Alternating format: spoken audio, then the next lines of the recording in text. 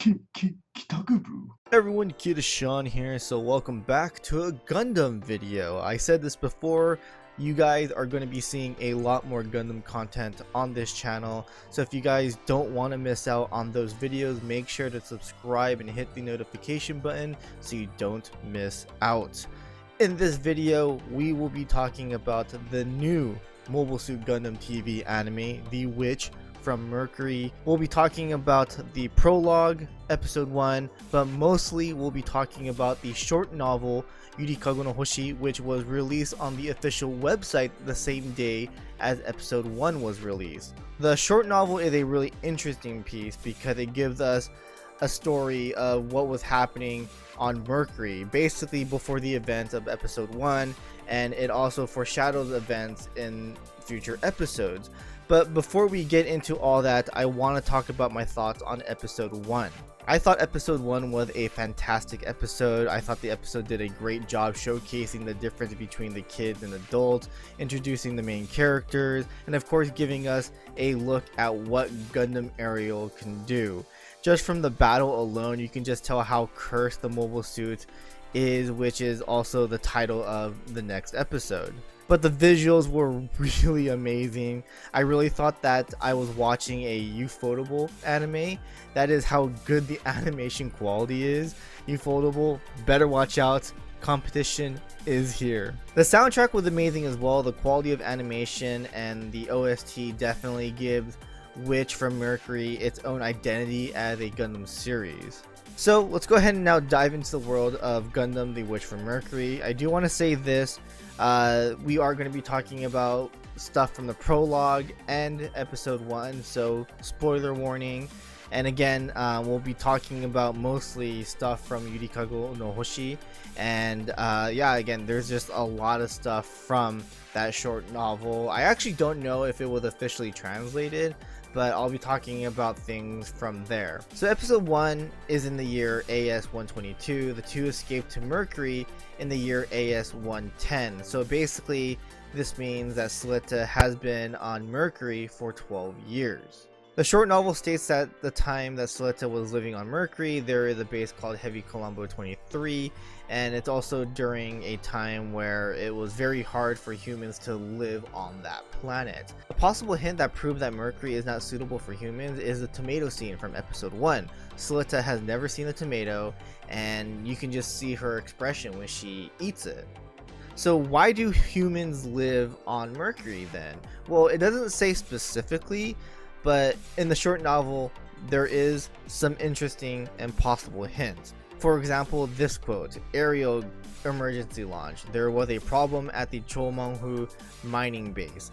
Keyword here is the Chomonhu mining base, meaning they're mining something on the planet Mercury. There's no word on what exactly they are mining, but it could be the permit stones.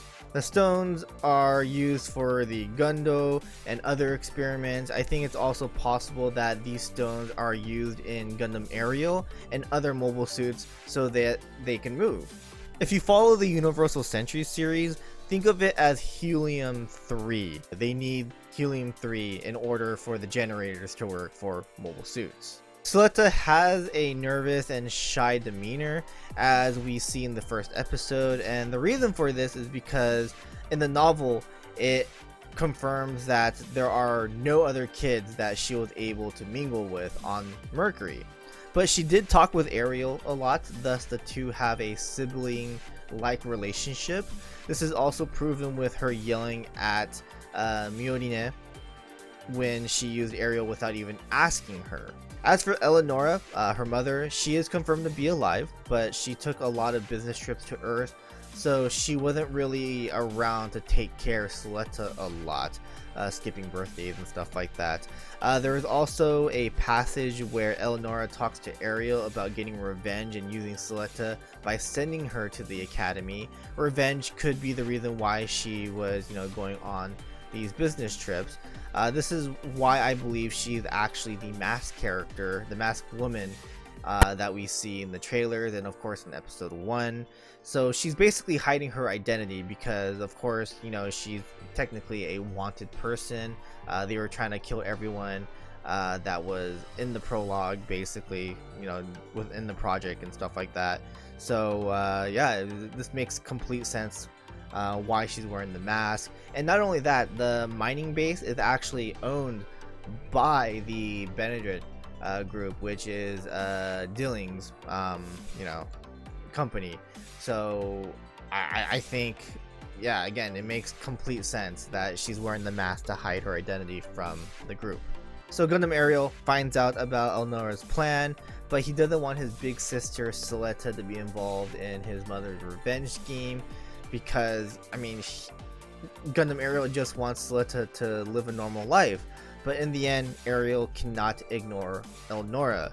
So when Siletta told Gundam Ariel about going to the academy to help the living situation to become better on Mercury, Ariel knows the real reason, but, you know, just can't tell her. So as we know, Siletta was sent to the academy as a pilot candidate, or that's what she thinks at least, but we technically know the real reason why from the short novel. We also know from the short novel that Siletta did a lot of pilot work on Mercury at a very young age, thus making her a very skilled pilot.